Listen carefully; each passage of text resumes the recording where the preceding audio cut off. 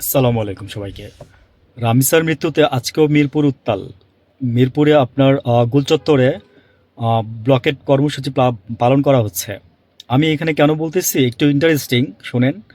গতকালকে একজন টক শোতে একজন বিএনপির মন্ত্রী বলতেছে যে তারেক রহমান সাহেব তো শ্যামলীতে ওনাকে দেখতে গেছে। তা এখন বুঝছেন আমি বুঝাইতে চাচ্ছি যে রামিসার বাসা হচ্ছে মিরপুর পল্লবীতে।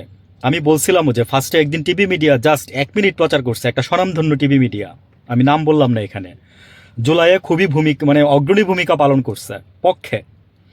তো সেই টিভি মিডিয়া জাস্ট 1 মিনিট মানে প্রচার করার জন্য করছে আর কি। যখন তারেক জিয়া ওই যে বাসায় গেল, আমি অ্যাপ্রিসিয়েশন জানাচ্ছি তারেক জিয়ার এই বিষয়টাকে যে উনি ওনার বাসা পর্যন্ত গেছে।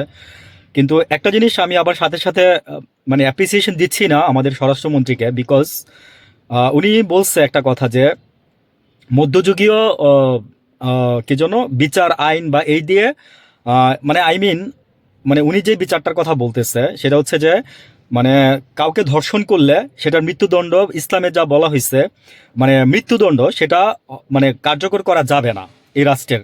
হ্যাঁ, রাষ্ট্র সেটা কার্যকর করতে পারবে না। তা আমি সেজন্য এই ওনাকে এই অ্যাপ্রিসিয়েশনটা দিচ্ছি না। মানে উনিও সাথে গেছে, একদম সাথে ওনার এই যে রামিজ স্যার ঘরে বসে বাবার সাথে বসে ছিলেন স্বরাষ্ট্রমন্ত্রী, আর তারেক রহমান সাহেব পাশে বসা ছিল মাঝখানে। তো আমি ওইটাই বলছিলাম যে মিডিয়াগুলো তখনই পাগল হয়ে গেছে, বুঝছেন? মানে তেল দিতে হবে তো ভাই, বুঝছেন না? একদিন আগে জাস্ট প্রচার হয়েছে 1 মিনিট করে, আর আজকে দুদিন ধরে একদম পুরা সারা বিশ্ব বলতে পারেন যে পুরা বাংলাদেশ, হ্যাঁ মনে করেন আপনার প্রতিবাদের মানে ঝড় উঠে আসছে। তো এইভাবে তো হবে না। মানুষ বলতেছে একটা কথাই, আমার মেসেজ দেওয়ার যেটা সেটা হচ্ছে আমার ছোট একটা মানে ভাগ্নি পর্যন্ত প্রতিবাদ করছে। মানে কেউ তাকে মানে তাকে কেউ শিখাই দেয় নাই। বলার কারণ হচ্ছে যে এই জেনারেশন, হ্যাঁ, এই যে আলফা এরা, মানুষ যেটা বলতেছে, ইভেন আমিও বলি, সেটা হচ্ছে যে দেখেন এই জাস্ট খালি এই 10 বছরের জেল, তারপর হচ্ছে এই সেই দিয়ে এগুলো দিয়ে হবে না। ইসলামে, আমাদের ইসলাম ধর্মে বলা হয়েছে স্বরাষ্ট্রমন্ত্রী হন বা যাই হন, সরকারের যাই হন, রাষ্ট্র নিয়ে কথা বলি আমরা। হ্যাঁ, আমার মনে হয় কি যে রাষ্ট্র নিয়ে কথা বলি, যে যেই দলেরই হন, রাষ্ট্র নিয়ে কথা বলি।